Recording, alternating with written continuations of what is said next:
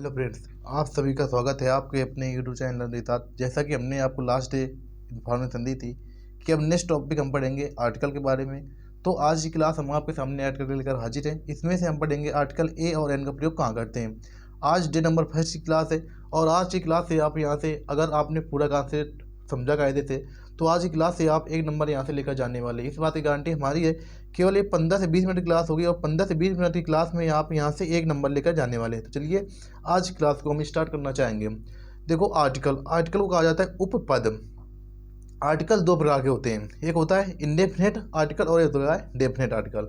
तो आपको इंडेफिनेट मतलब होता है अनिश्चित, जिसको कहा जाता है जिसका निश्चय न किया जा सके। अनिश्चित आर्टिकल एक होता है डेफिनेट मतलब निश्चित आर्टिकल। तो आपको इंडेफिनेट आर्टिकल, ये आपको केवल हम एक थोड़ा सा कॉन्सेप्ट बता रहे हैं, तो ये चीज़ आपको दिमाग में रखनी है कि इंडेफिनेट जब हम निश्चित न कर सकें किसी को तो वहाँ पर किसी नाउन को, तो वहाँ पर जब किसी नाउन को हम निश्चित न कर सकें तो वहाँ पर इंडेफिनेट आर्टिकल का प्रयोग करेंगे। और जब कोई नाउन निश्चित हो, वो सेंटेंस में निश्चित किया जाए, तो वहाँ पर हम दा का प्रयोग करेंगे। ठीक, आज की क्लास में हम सीखेंगे ए और एन का प्रयोग कहाँ करते हैं। तो सर्वप्रथम ये सीखने से पहले हमको ये कॉन्सेप्ट मालूम होना चाहिए कि वावेल हमारे जो अल्फ़ाबेट होते हैं, तो वावेल कितने प्रकार के होते हैं। तो आपको मालूम होना चाहिए कि वावेल कुछ हमारे अल्फ़ाबेट में 5 प्रकार के होते हैं। ए ई आई ओ you, A E I O you, इनको कहा जाता है वावेल। और जो शेष बचते हैं उनको कहा जाता है कॉन्सोनेंट। ठीक, शेष जो बचते हैं जितने भी 21 वर्ड्स बचते हैं उनको कहा जाता है कॉन्सोनेंट।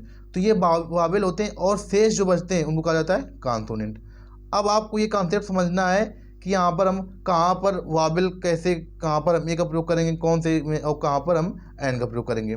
तो जो शेष वर्ड्स बचते हैं उनको कहा जाता है कॉन्सोनेंट, और ए ई आई ओ यू ये होते हैं हमारे वावेल। तो अगर किसी नाउन का उच्चारण, अब हम जो कॉन्सेप्ट आपके सामने क्लियर कर रहे हैं, ये आपको बहुत ही ध्यान से सुनना है। और इसके बाद ये इस कॉन्सेप्ट, ये केवल आपका ये समझ लेना, केवल इसमें ए और एन में केवल एक कॉन्सेप्ट है।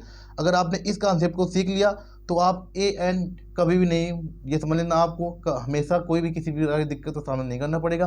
तो अगर इसलिए आपको मालूम होना चाहिए Wavell A E I O you होते हैं, और कॉन्सोनेंट मतलब होता है जो का खा गा ये होते हैं, उनको कहा जाता है कॉन्सोनेंट। और वावेल ए छोटा बड़ा छोटी ये इनको कहा जाता है वावेल, अंग्रेजी हिंदी में। ठीक, अंग्रेजी में होते हैं ए ई आई ओ यू, और हिंदी में इनको कहा जाता है छोटा बड़ा छोटी बड़ी, ये होते हैं हमारे वावेल। हम जैसा बता रहे हैं आपको इसी तरीके से इनमें अंतर करना है। और कॉन्सोनेंट मतलब होता है जो का खा गा ये जो अक्षर होते हैं इनको कहा जाता है कॉन्सोनेंट। ठीक, अब अगर किसी शब्द का उच्चारण, अगर किसी नाउन का उच्चारण, अगर किसी नाउन का उच्चारण, अगर किसी नाउन का उच्चारण, केवल बस एक नियम है, अगर किसी नाउन का उच्चारण, अगर किसी नाउन का उच्चारण, अगर किसी नाउन का उच्चारण वावेल से हो, वावेल से हो, वावेल से हो, तो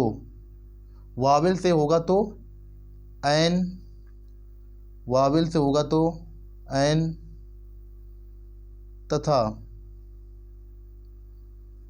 अगर उच्चारण, अगर किसी नाउन का उच्चारण, अगर कोई नाउन आपके सामने आएगा, अगर नाउन का उच्चारण, अगर नाउन का उच्चारण, अगर नाउन का उच्चारण, नाउन का उच्चारण कॉन्सोनेंट से होगा, कॉन्सोनेंट। आप यहाँ पर कोष्टक में लिख भी सकते हैं। कॉन्सोनेंट मतलब होता है का खा गा, ये अक्षर अगर ज्ञा तक आ जाए, अगर इनसे उच्चारण होगा तो ए का प्रयोग करेंगे। अब इसमें हमने जो आपके सामने कॉन्सेप्ट लिखा है, अब इसको हम समझते हैं कैसे हम इसको इम्प्लीमेंट करेंगे।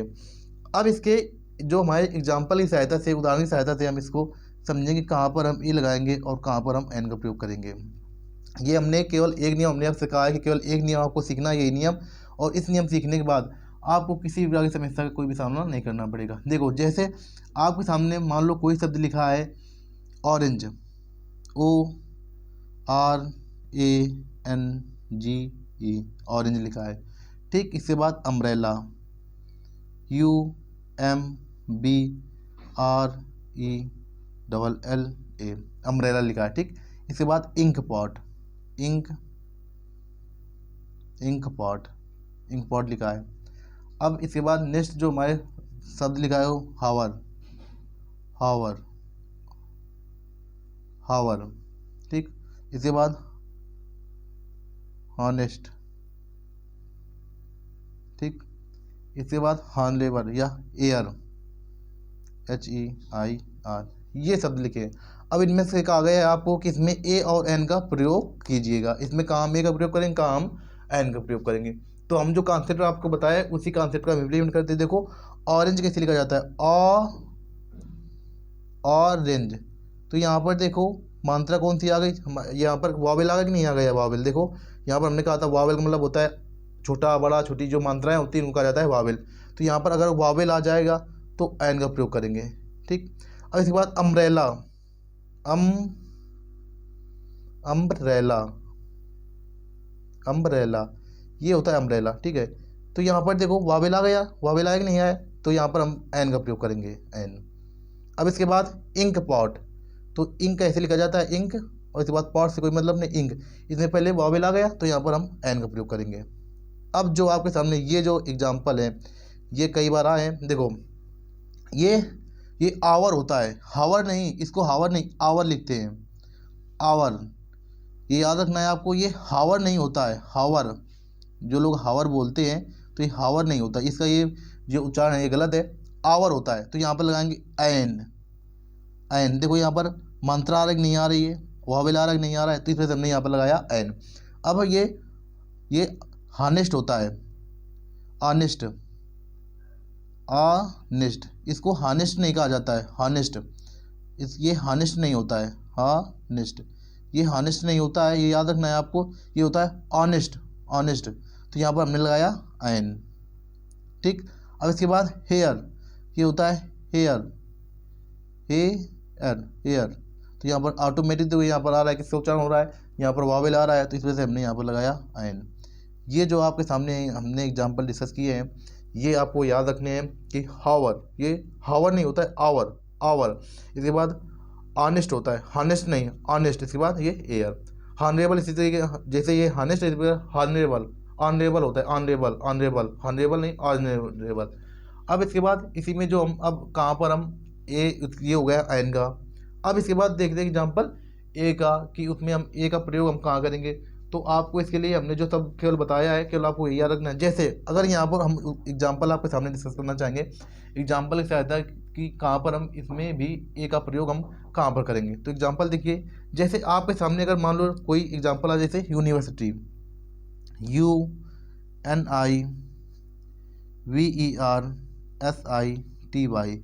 यूनिवर्सिटी आ गया, ठीक। इसके बाद यूटेंसिल,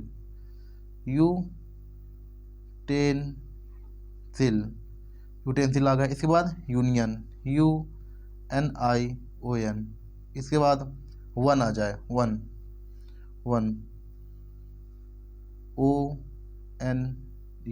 वन आ जाए। तो आपको इससे या वन आ जाए या 1 रुपी नोट आ जाए या 1 पर्सन आ जाए, केवल हम वन का बता रहे हैं, तो आप इससे वो भी कर सकते हैं कि कहाँ पर किसका प्रयोग करेंगे, ठीक है। तो हम इसमें ये बताएंगे आपको कि इसमें हम कहाँ पर हम कैसे इसमें लगे हैं। देखो यूनिवर्सिटी, अब आपको केवल अपने दिमाग में रखना है उच्चारण, और हमने जो ये कॉन्सेप्ट आपको बताया है ये कॉन्सेप्ट आपको अपने दिमाग में रखना है कि अगर किसी नाउन का उच्चारण वावेल से होगा, वावेल मतलब होता है अगर किसी नाउन का उच्चारण मात्राओं से होगा, छोटा बड़ा छोटी बड़ी, अगर इनसे होगा तो उसमें एन लगाएंगे। तो अगर उच्चारण मात्राओं से होगा तो उसमें एन लगाएंगे, और अगर इनका उच्चारण किसी कॉन्सोनेंट यानी का खा गा इनसे अगर होगा तो वहाँ पर ए का प्रयोग करेंगे। अब देखो यूनिवर्सिटी, यूनी, इसमें देखो इसमें इसका उच्चारण कैसे हो रहा है, इसमें इसका उच्चारण हो रहा है पहले किससे, इसमें देखो पहले आ रहा है अक्षर यानी कॉन्सोनेंट आ रहा है, कॉन्सोनेंट पहले आ रहा है। तो हम यहाँ पर यू होते हुए भी यहाँ पर हम ये कॉन्सेप्ट नहीं लगाएंगे कि अगर वावेल होगा तो वहाँ पर एन लगाएंगे। ये बिल्कुल कॉन्सेप्ट आपको अपने दिमाग में नहीं रखना, ये समझ लेना। ये कॉन्सेप्ट आपको अपने दिमाग में रखना है केवल कि हम केवल उसके जाएंगे उच्चारण पर, उसका उच्चारण किस तरीके का हो रहा है। अगर उच्चारण कॉन्सोनेंट से होगा यानी का खा गा गा, अगर ये अक्षर पहले आएंगे तो वहाँ पर हम ए का प्रयोग करेंगे। अगर वावेल यानी अगर मात्राएं पहले आ गई, देखो जैसे हमने ये सभी एग्जाम्पल आपको सामने डिस्कस किए, इसमें मात्राएं पहले आ रही हैं तो यहाँ पर हम एन का प्रयोग करेंगे। अब इसी प्रकार यूटेंसिल, केवल आपको पूरा नहीं लिखना, केवल आपको फर्स्ट लेटर देखना, यूटेंसिल। देखो यू में क्या है, इसमें पहले क्या आ रहा है, इसमें पहले आ रहा है अक्षर यानी पहले कॉन्सोनेंट से बाद में मात्रा आ रही है, तो यूटेंसिल में ए का प्रयोग करेंगे। इसी तरह की यूनियन, यूनियन, यूनियन में क्या है देखो, इसमें पहले अक्षर आ रहा है या, इसके बाद में मात्रा आ रही है, तो इसमें ए का प्रयोग करेंगे। अब वन, वन देखो इसमें वन में क्या प्रयोग करेंगे, ए या एन का, तो वन में देखो ए का प्रयोग करेंगे, वन ए, क्योंकि इसमें पहले क्या आ रहा है, इसमें कॉन्सोनेंट आ रहा है। तो बस इसका केवल एक एग्जाम्पल, इसका केवल एक नियम है ए और एन का, कि ए एन का प्रयोग हम कहाँ करेंगे। तो इसीलिए केवल आपको बस यही जो हमने कॉन्सेप्ट बताया, केवल यही कॉन्सेप्ट आपको अपने दिमाग में रखना है कि अगर किसी, आपको केवल वावेल और कॉन्सोनेंट में अपने दिमाग में रखना कि वावेल किसे कहते हैं और कॉन्सोनेंट किसे कहते हैं। तो वावेल वो होते हैं जो ए ई आई ओ यू होता है, इनको वावेल कहा जाता है, और से जो जितने बचते हैं इनको कॉन्सोनेंट कहा जाता है। दूसरी भाषा में, हिंदी में अगर हम बोलें तो जो मात्राएँ होती हैं, मात्राओं को वावेल कहा जाता है, और जो का खा गा यानी अक्षर होते हैं उनको कहा जाता है कॉन्सोनेंट। तो अगर किसी नाउन का उच्चारण, ये नाउन होते हैं, अगर किसी नाउन का उच्चारण वावेल से होगा तो एन का प्रयोग करेंगे, और अगर उच्चारण कॉन्सोनेंट से होगा तो वहाँ पर ए का प्रयोग करेंगे।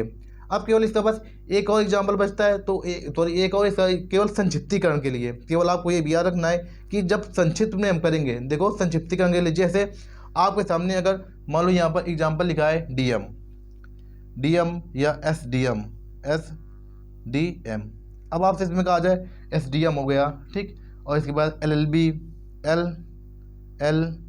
एलएलबी हो गया, इसके बाद एसडीओ, एसडीओ।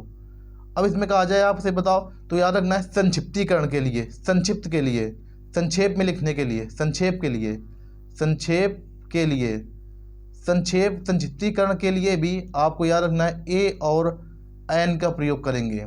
संक्षिप्तीकरण के लिए भी ए और एन का प्रयोग करेंगे। इसमें नियम वही लगेगा जो नियम हमने आपको बताया कि संक्षिप्तीकरण के लिए भी इसमें ए और एन का प्रयोग करेंगे, तो नियम वही लगेगा जो भी आपके सामने हम डिस्कस किया है। एस डी एम, देखो एस कैसे लिखते हैं, एस एस, इसके बाद सब डी एम लिखते हैं, तो यहाँ पर देखो पहले मात्रा आ रही है तो यहाँ पर लगा देंगे N, N S D M. इसके बाद एल एल बी, तो एल एल बी, यहाँ पर पहले क्या आ रही है, मात्रा आ रही तो यहाँ पर एन लगा देंगे, ठीक। और इसके बाद एस डी ओ, तो पहले लिखेंगे एस, इसके बाद तब डी ओ, तो यहाँ पर हम भी यहाँ पर क्या लगा देंगे, एन। तो संक्षिप्तीकरण के लिए भी, संक्षेप में भी लिखने के लिए नियम केवल यही है, और इसी नियम की सहायता से जितने भी आपके सामने जो भी एग्जाम्पल बनेंगे, तो नियम केवल जो हमने केवल एक नियम बताया है, इसी नियम के इर्द गिर्द सभी एग्जाम्पल इसी नियम के इर्द गिर्द आते हैं। तो आपको केवल इतना याद रखना है कि अगर उच्चारण वावेल से होगा यानी मात्राओं से होगा तो वहाँ पर एन का प्रयोग करेंगे, और अगर उच्चारण कॉन्सोनेंट से होगा यानी अक्षरों से होगा तो वहाँ पर ए का प्रयोग किया जाएगा। केवल इतना सा नियम है, और इसी नियम की सहायता से, और लेकिन इसके लिए कुछ जो ये यहाँ पर फिक्स है कि यहाँ पर केवल यही लगता है, तो वो होते हैं कुछ ईडियम होते हैं, तो ईडियम भी आपको याद करने हैं। जैसे अगर आपके सामने हम ईडियम डिस्कस करना चाहें तो ईडियम होते हैं जैसे all of a sudden, all of a sudden, ये हो गया, ठीक।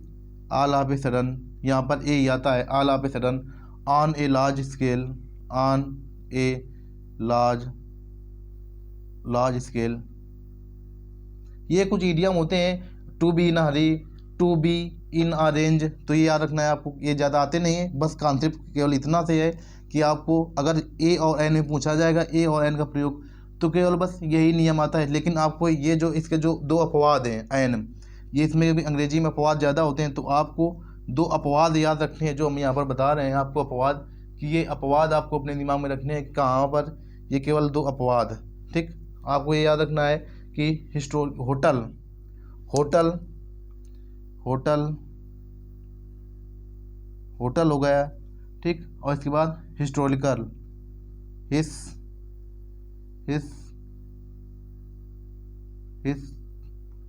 हिस्टोरिकल, होटल और हिस्टोरिकल, होटल और हिस्टोरिकल, आपको केवल इसके तो ये जो अपवाद हैं अपवाद याद रखना है। होटल और हिस्टोरिकल, इससे पहले एन, ए एन का प्रयोग किया जाता है, होटल, होटल और हिस्टोरिकल। अगर ये आपको दो वर्ड्स कहीं मिल जाए, होटल और हिस्टोरिकल, तो इससे पहले ये दो वर्ड्स, ये इसके अपवाद हैं, तो आपको इसमें ज़्यादा ध्यान नहीं देना क्योंकि ये अपवाद है, तो आपको अपवाद इस तरीके से याद रखना है। होटल और हिस्टोरिकल, होटल और हिस्टोरिकल, जैसे एन हिस्टोरिकल नॉवेल आ जाए या एन होटल आ जाए, तो यहाँ पर आपको याद रखना है कि इससे पहले हम एन का प्रयोग करेंगे। होटल और हिस्टोरिकल से पहले एन आता है, ये अपवाद है, हमने आपको बता दिया है। और नियम केवल बस हमने आपको एक फटाफट रिवीजन करते हैं। इसके बाद आज की क्लास में हमने ए और एन का जो यूज़ था आपके लिए लेवल तक बन सकता है, हमने यहाँ से कंप्लीट कर लिया है। केवल नियम नंबर फर्स्ट, जो रूल नंबर फर्स्ट हमने आपको बताया है, अगर किसी भी विद्यार्थी के समझ में, किसी भी स्टूडेंट समझ में अगर ये रूल नंबर फर्स्ट आ गया तो अपनी लाइफ में कभी भी ए और एन का प्रयोग नहीं भूलेगा कि कहाँ हम ए लगाएं, कहाँ पर हम एन का प्रयोग करें। तो देखो यहाँ पर वावेल, अगर किसी ए और एन का प्रयोग हम सीख रहे हैं, अगर किसी भी कोई अगर आपके पास नाउन आएगा, अगर नाउन का उच्चारण वावेल से होगा, वावेल मतलब मात्राओं से होगा, तो वहाँ पर एन का प्रयोग करेंगे। और अगर किसी नाउन का उच्चारण कॉन्सोनेंट यानी का खा गा से होगा तो वहाँ पर ए का प्रयोग किया जाएगा। हमने आपको सारे एग्जाम्पल में जैसे an orange, an umbrella, an ink pot, इसके बाद an hour, an honest, an air, यहाँ पर देखो यूनिवर्सिटी, इसके बाद यूटेंसिल, यूनियन, यहाँ पर सभी का उच्चारण पहले इसमें या आ रहा है यानी पहले कॉन्सोनेंट आ रहा है, इस वजह से हमने यहाँ पर ए लगाया। यहाँ पर यू होते हुए भी हमने ए लगाया है। हमने आपको बताया कि संक्षेप में लिखने के लिए कोई नाम है, संक्षिप्तीकरण के लिए भी ए और एन का प्रयोग किया जाता है। और नियम केवल वही लगेगा कि अगर आपके सामने अगर वहाँ पर अगर कॉन्सोनेंट आएगा तो वहाँ पर ए लगाएंगे, अगर वावेल आएगा तो वहाँ पर एन लगाएंगे। जैसे BSc आ जाए, BSc, तो यहाँ पर BSc से पहले क्या लगाएंगे, BSc, तो यहाँ पर BSc ये ऐसे लिखते हैं, तो यहाँ पर लगाएंगे ए, क्योंकि यहाँ पर पहले आ रहा है क्या, यहाँ पर देखो पहले यहाँ पर पहले कॉन्सोनेंट आ रहा है, ठीक, यानी का खा गा के अक्षर आ रहा है, तो यहाँ पर हम लगाएंगे ए। ये चीज़ आपको याद रखना है। तो संक्षिप्तीकरण के लिए भी ए और एन का प्रयोग किया जाता है।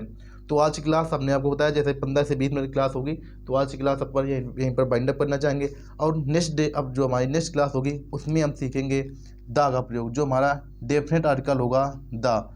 नेक्स्ट क्लास में हम उसका प्रयोग सीखेंगे कि हम दा का प्रयोग कहाँ करते हैं। इससे कुछ ज़्यादा एग्जाम्पल बनते हैं क्योंकि ये ज़्यादा इसका होता है, पूछा जाता है। तो जो मेन बनेंगे जहाँ से ये लगेगा पॉइंट ऑफ, केवल एग्जाम पॉइंट ऑफ व्यू से जो आपके लिए आवश्यक होगा, केवल हम वही चीज़ समय पर बताएंगे।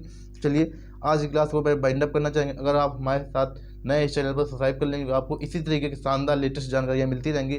और वीडियो को ज़्यादा से ज़्यादा लाइक करें जिससे ज़्यादा से लोग हमारे साथ जुड़ सकें। मिलते हैं नेक्स्ट सेशन में, तब तक के लिए जय हिंद, जय भारत।